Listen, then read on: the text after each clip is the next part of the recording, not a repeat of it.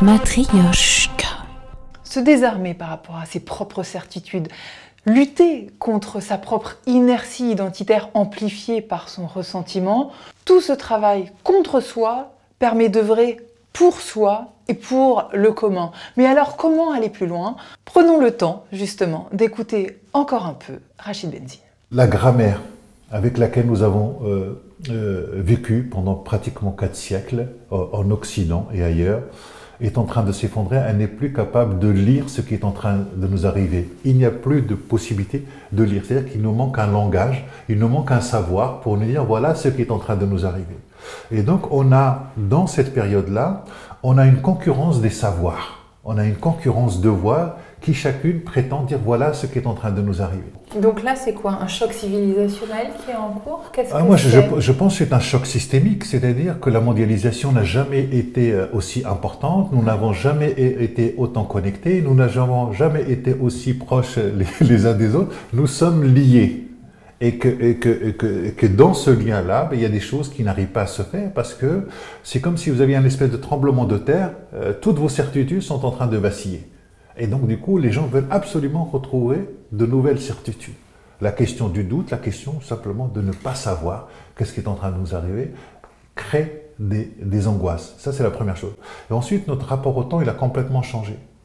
Alors, l'historien François Herzog parle de régime de temporalité, et il appelle ça le présentisme, dans un éternel présent. On n'est plus que dans un rapport très très court, celui de l'immédiateté ou de l'instantanéité, et la manière dont nous utilisons nos téléphones, avec les notifications qui arrivent, pour savoir qu'est-ce qui se passe ici, qu'est-ce qui se passe de l'autre côté, ce qui fait qu'on est complètement répartis. On est fragmenté. Donc la question, c'est comment on change notre rapport au temps que nous vivons aujourd'hui. Et moi, je crois qu'il y a une manière de vivre, c'est l'épaisseur du temps.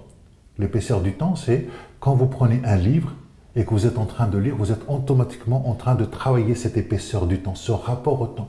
Quand vous allez voir un tableau dans un musée, que vous restez suspendu devant un tableau pendant 1 heure, c'est une autre manière de vous réapproprier le temps. C'est-à-dire un rapport à une densité du moment. Densité du moment. Et je crois que nous sommes réduits malheureusement à cette densité-là. Et même dans un repas de famille, pas de téléphone. C'est cette densité-là dont nous avons absolument besoin. Puisque vous êtes très préoccupé par la question de la transmission suppose le temps long. Or, nous n'avons plus ce temps long. Et donc il y a une crise de l'autorité qui est elle-même une crise de la transmission, qui est elle-même une crise du temps. Mais quand vous reprenez le tout à partir de la question du temps, vous comprenez globalement ce qui est en train de nous arriver, cette immédiateté, cette émotion, cette exacerbation globalement des émotions, alors que la question du silence, la question de la retenue, la question de la pudeur, quelque part, demande un autre rapport au temps. En quoi est-ce que ce rapport au temps façonne notre rapport à l'être humain?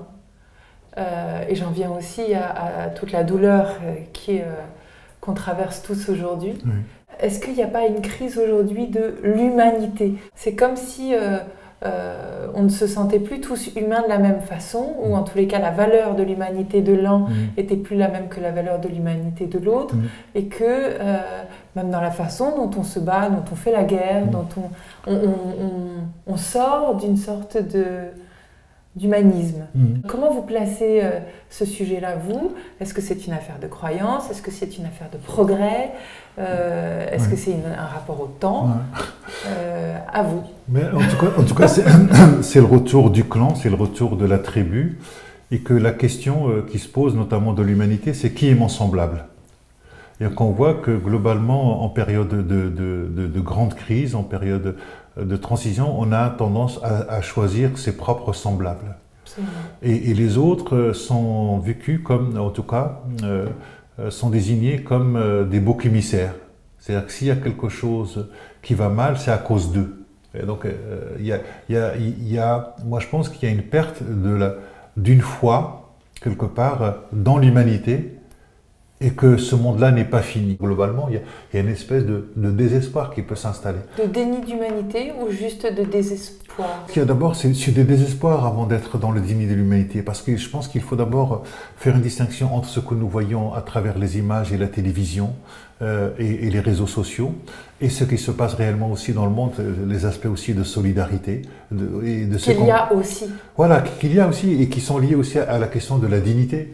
Mais simplement, lorsqu'on souffre, on a l'impression que seule sa souffrance compte et ne sont pris en compte que ceux qui sont d'accord avec votre propre souffrance. Le vrai travail, globalement, c'est comment on passe d'homme avec un grand H à humain. Et ça veut dire que nous sommes liés et que la question de l'humain, elle est d'abord liée à la question de la vulnérabilité. Et je trouve que à partir du moment où on ne prend plus en compte la vulnérabilité des uns et des autres et sa propre vulnérabilité, on peut se transformer véritablement en monstre. Et ça, c'est tout le discours viriliste, c'est tout le discours de puissance. Et Simone Veil, la philosophe, disait qu'il faut armer les plus faibles car le fort a tendance à devenir barbare.